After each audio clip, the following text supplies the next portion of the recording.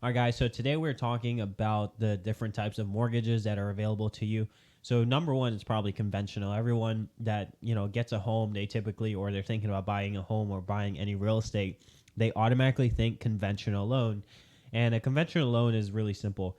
It is a type of loan where it is not insured or guaranteed by the federal government compared to VA loans or FHA loans.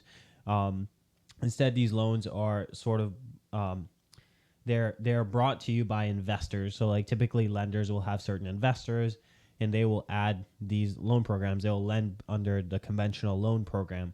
So with this, generally you will be required to have a higher credit score. And for conventional loans, they ideally want you to have a 680 credit score or above, um, because they're taking on more risk in their eyes. The other thing too is their down payment. So with their down payment, they will want you to have at least 3% down payment. Now, this doesn't fall into if you were to buy an investment property, which if you're buying an investment property, specifically saying that you're not going to occupy that property, you will be required to put down 20% or greater. And more likely, you will be getting a conventional loan unless it's a massive multifamily above 4 units. So with that, you will have what's called private mortgage insurance. Private mortgage insurance just kind of covers the bank or covers the lending institution to make sure that they have the ability to foreclose and they have the insurance in place that you pay for, called private mortgage insurance, so that if they were to foreclose, this insurance would kind of take over and be able to kind of protect them in that situation. The reason it's not private mortgage insurance is not required for more than 20% or greater, sometimes 15 depending on the area and situation, but the reason for that is because they have enough equity in the property that so if they were to foreclose, the bank really realistically they wouldn't take a big hit compared to if you didn't have any mortgage insurance and you were only putting 3% down. So the other thing too is with the loan limits, typically conventional loans like you're going to see what's called a 45% debt to income ratio, meaning that you cannot go over, like your monthly debt cannot exceed 45% of your gross income.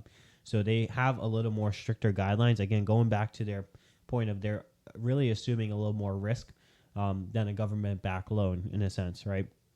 The other thing too is it could be used for any type of property, right? Like I said before, Fannie, Freddie, they even do multifamily. So for instance, 5% down payment, you could buy a 4 unit apartment building, a multifamily property, and essentially then you could buy it using 5% down, because what they do is they look at the other units to qualify you in order to purchase it. VA and FHA had already had these a long time ago, and they just brought this in for conventional financing, which has been a game changer. It's been super helpful, especially for real estate investors.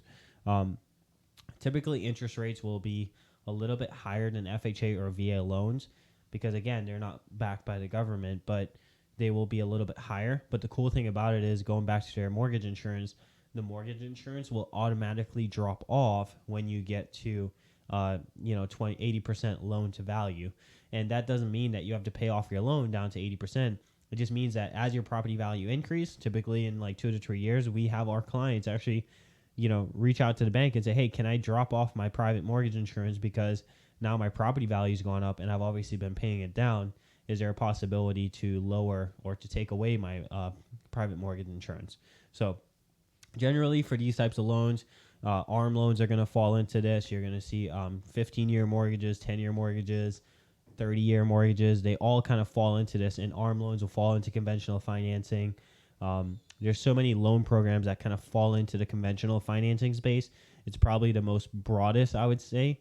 And generally, you could layer on more programs or state incentives on top of the conventional loan that could be helpful for you, especially if you don't own a property and you're looking to buy a property as your first time residence. So that's the gist on conventional loans. Definitely talk to your lender partner. They're going to be the ones that are able to help you and talk you through the process and see which ones kind of best fit your needs.